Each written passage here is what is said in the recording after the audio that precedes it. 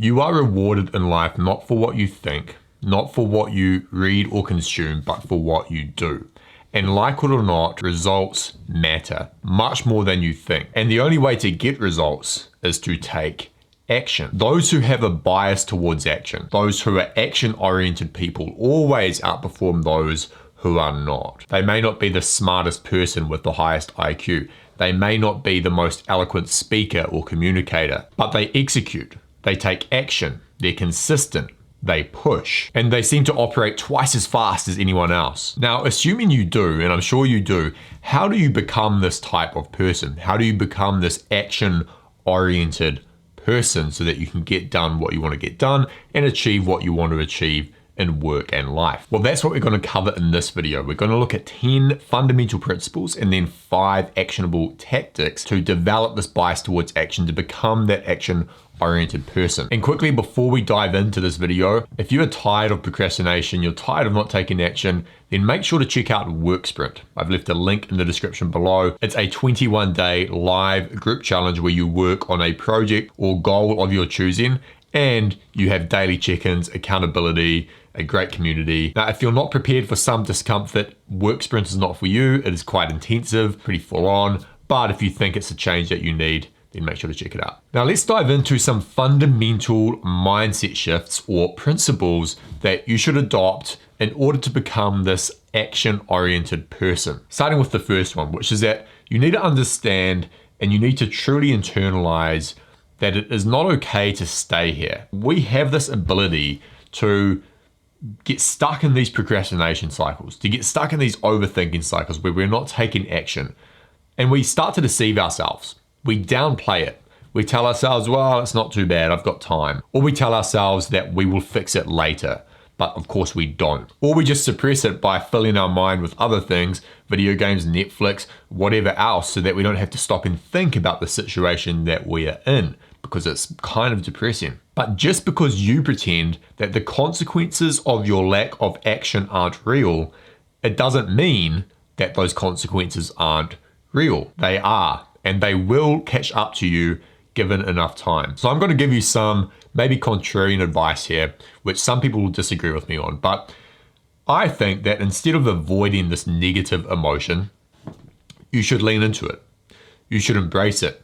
And if it makes you feel angry, then that's good. Be angry if you need to, because anger is more effective than just complete apathy or avoidance or ignorance, right? Like, you can't change if you don't want to change. Anger can help you want to change. You get angry at the situation you're in and you start making changes. But you need to see things for what they are before you can move yourself into a new position, before you can become an action-oriented person. So that's principle number 1, is just don't lie to yourself. See it for what it is. You haven't worked consistently in a long time and you're not able to focus and you keep procrastinating. Acknowledge that. See it for what it is. Don't pretend that it's not an issue, because it is. Principle number 2 is that you are only as good as your results, and results come from action. So if you have amazing ideas but you can't implement them, then the value of those ideas is essentially zero.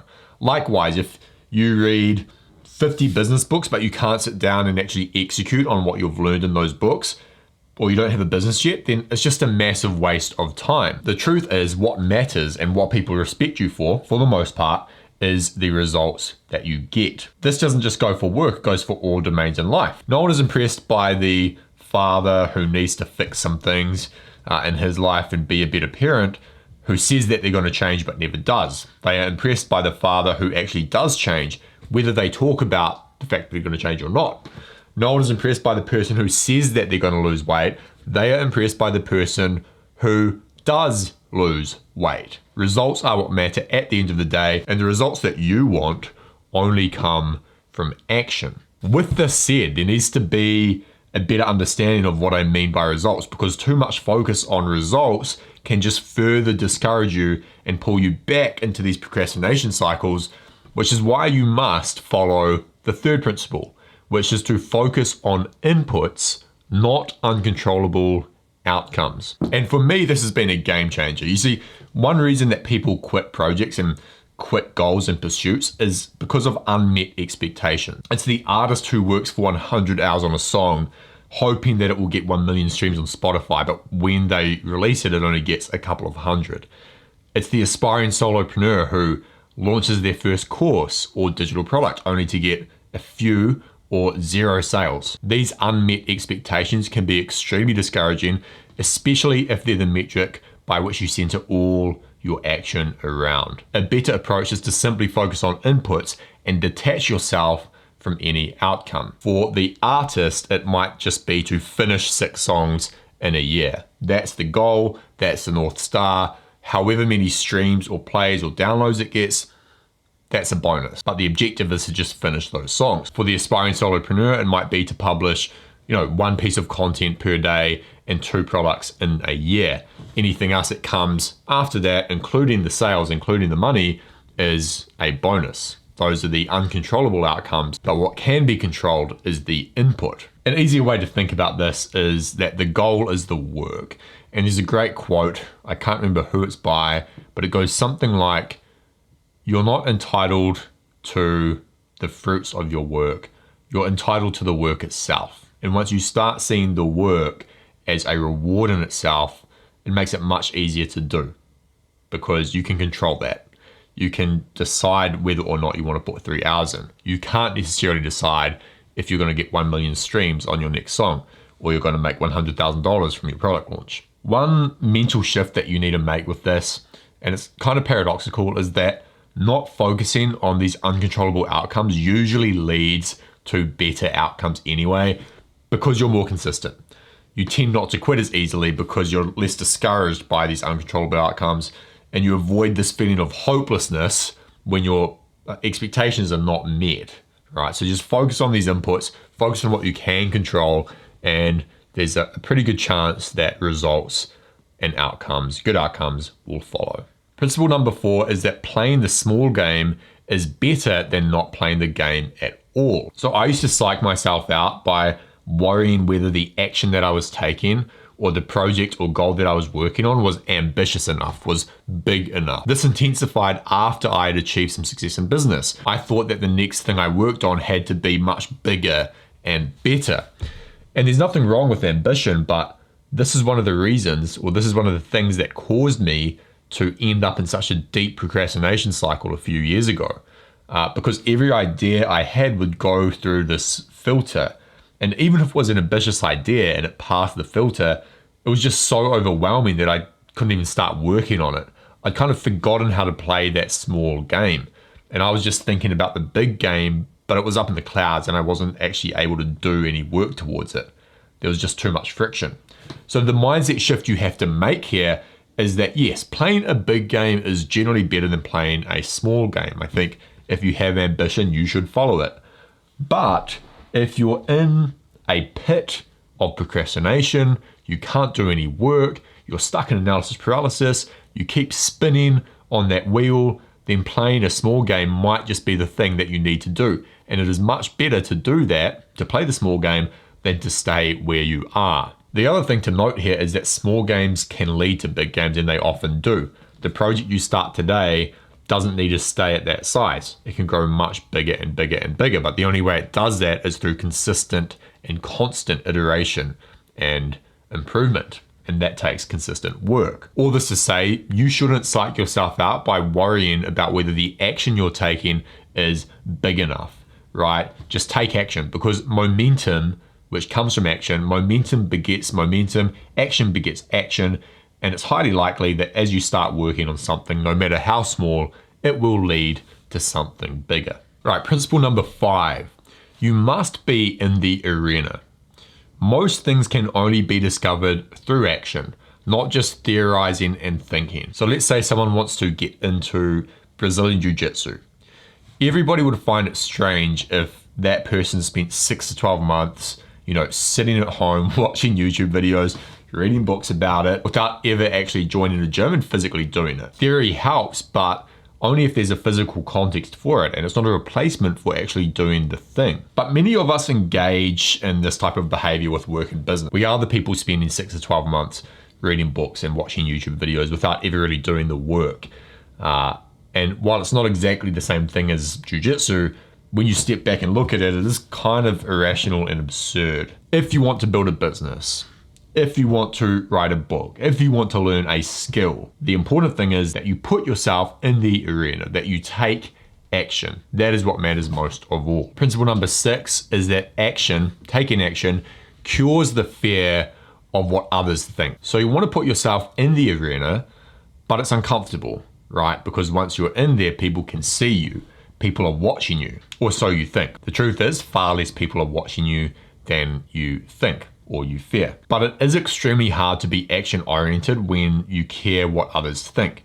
You'll constantly second guess things. You'll avoid sending that email, making that YouTube video, publishing that essay, you name it. And unfortunately, there's no easy fix to this. The only fix I know is to actually expose yourself to the potential for criticism by putting work out there, only to realize that it's nowhere near as bad as you expected, if it even happens, which it likely won't. People have this fear that if they publish something or they work on a project or they start a business, that everyone's just going to hate them or everyone's going to criticize them.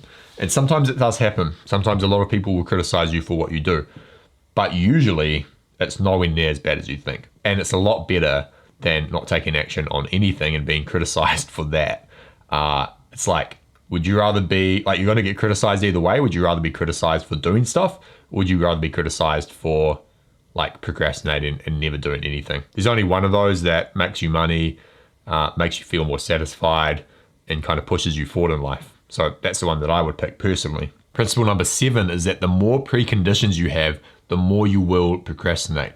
So a lot of these optimizer types, ironically, end up becoming extremely ineffective people, extremely non-optimal people. They create preconditions for doing work. So they need the best sleep, they need the best home office environment, they need the perfect routine. And if they don't have these things available, they can't work, or they at least really struggle to do so. Don't get me wrong, optimizations are good. You want to have a good routine. You want to be able to get good sleep. You want to have a good work environment, but you also want to have the mindset that if these things don't exist, if I have to work in an airport cafe because I really need to get something done or want to get something done, I can't access my home office environment, it's noisy, my coffee's not that good, you still want to be able to get work done, regardless of how you feel. This is how you become an effective person. So if you have these preconditions, just remove them. I'm not saying change your routine or stop sleeping well. I'm just saying make that mental shift to where you see them as enhancements, not requirements. Okay, principle number 8 is that ruthless simplicity and short time frames remove excuses. So I've talked about this before in my next action mindset video, which you can go check out. It's worth a watch, but it is worth repeating here. When you make projects, goals, and tasks more complex than they need to be, you're far more likely to procrastinate. And when you simplify things, on the other hand, you give yourself less excuses. For example, let's say I want to create and launch an online course.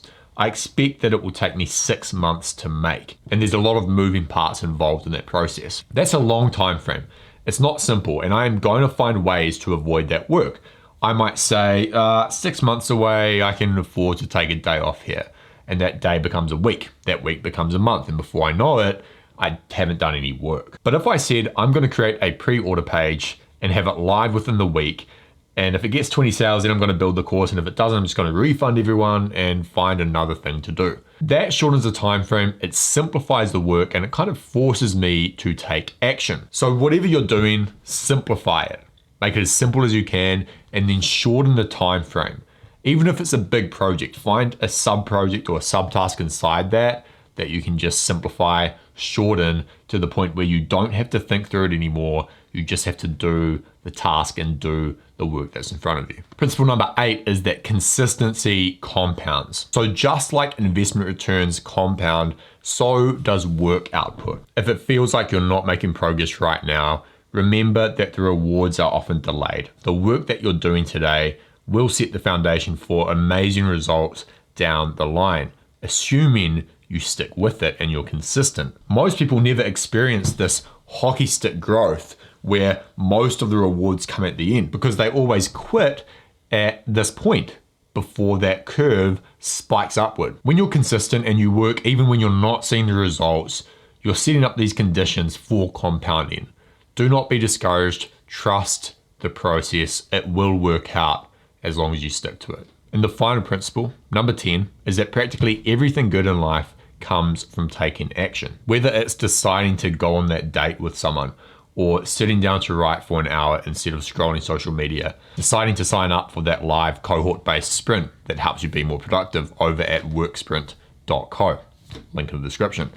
Taking action is what leads to good outcome. And this is why it's better to do something rather than nothing, even if you're not sure that it's the best thing you could be doing, because you never know where it will lead. All right, so now that we've covered some fundamental principles, some fundamental mindset shifts, let's look at some actionable tactics, starting with the first one, which is to dumb things down. So this is really to the people who consider themselves strategic types. If you're the strategic type, there's a good chance that you're tricking yourself into these procrastination cycles, into these cycles of inaction. You need to ask yourself, how helpful has being strategic been to my life and my work? You know, you see other people get ahead and you feel smug because you think that as soon as you take action, you're going to surpass them, you're going to beat them because you're more strategic, you're smarter, you kind of know how to do things the right way. But of course, you don't take action. So your strategy is never realized and it has no value. Now, I'm not being harsh. I am this person. I'm the strategy guy. So I know what it's like. But the biggest wins I've had in life and business have not been from sitting around and strategizing. They've been from taking pure action on something and then strategizing later to adjust course along the way. So do that. Take pure action. Dumb things down. Be less strategic. Act like someone who's not as smart as you. Stop second guessing. Stop trying to find the optimal path. Stop worrying about choosing the right thing. You just need to take action. You need to be in motion. And remember, if you are the strategic type, you're likely smart enough to figure it out along the way and adjust course. So this fear or this worry that you're going to screw everything up, I don't think so. I think that's irrational. And when you take action, you want to do it sort of mechanically, literally like a robot. You set out a task in front of you, you see it for what it is, you suppress and you ignore any negative emotions that arise, like imposter syndrome or doubt that it's the right thing to work on, or as Stephen Pressfield would call it, the resistance that you get from working on something creative. You just shut all that off and you just do the work mechanically, without thinking, like a robot. Now, the second tactic is to cut out cheap dopamine. I am not the first person to talk about this.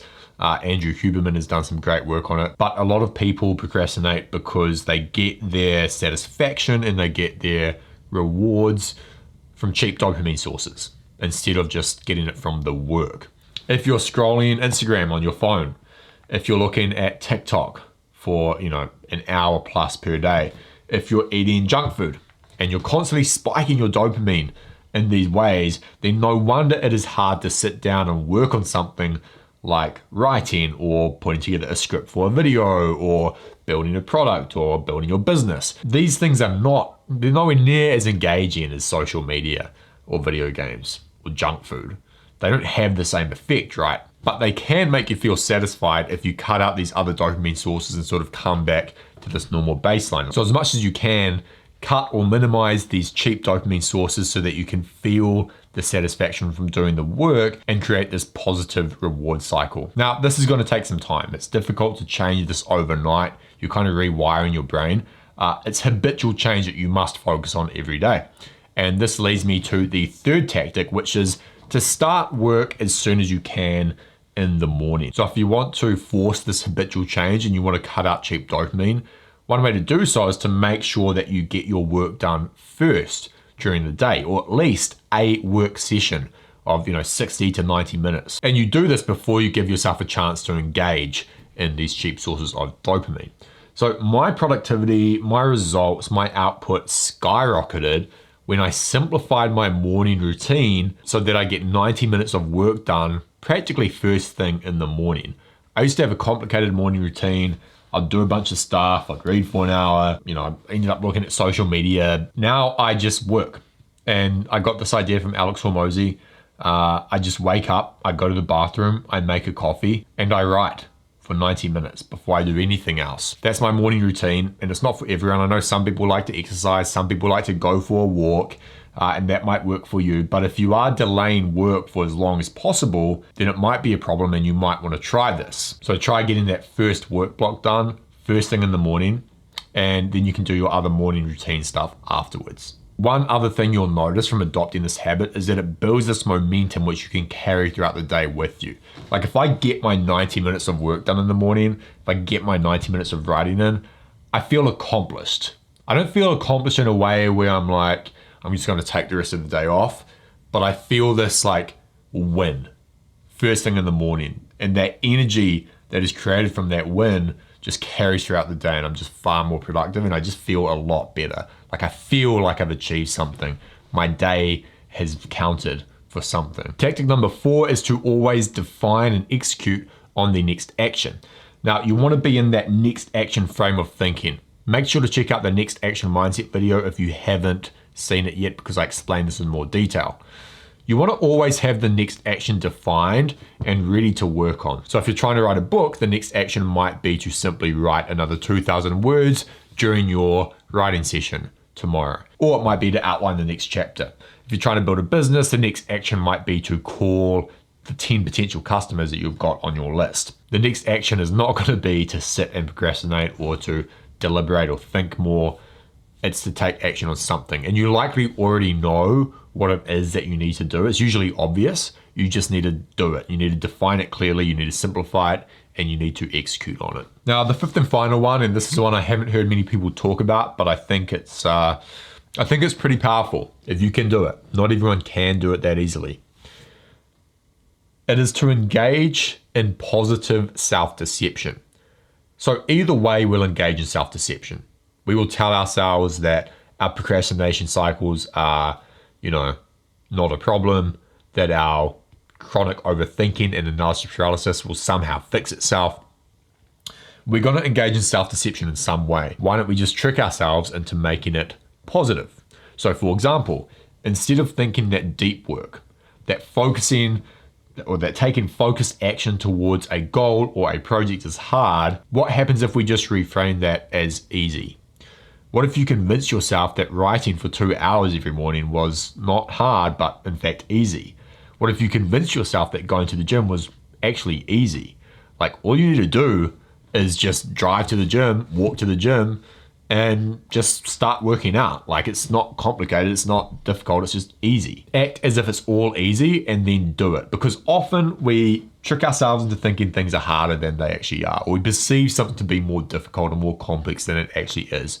When in reality, if we just saw it for what it is, we would be able to attack it and do it with relative ease. So act as if it's easy, act as if you are already an action-oriented person, brainwash yourself, trick yourself into this, convince yourself that you are, and what will happen is you'll actually become that person. You will become the action-oriented person and you'll be getting stuff done. So that's it for this video. I hope it was helpful to you. We looked at 10 mindset shifts and principles, and then 5 actionable tactics. There are chapters, there should be chapters, so if you want to go back and re-listen to any of those or re-watch any of those, you can. And if you want more content like this, make sure to leave a comment below with what you would like to see. Finally, if you want to sign up to Worksprint, there will be a link in the description below. You can check that out and sign up. Thanks for watching. See ya.